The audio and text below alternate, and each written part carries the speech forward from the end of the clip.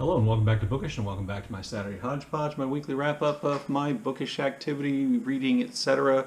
I thought, since this is the 99th installment of Saturday Hodgepodge, that I would announce a Q&A for the 100th episode of Saturday Hodgepodge. So, if you would be so kind, if you're interested, you have any questions you want to ask me about BookTube, about my reading, about, anything. I mean, you ask me any question, I can't guarantee I'm going to answer them, that I would answer those questions in next week's, the 100th episode of Saturday Hodgepodge. So, please leave those questions for me below in the comment section.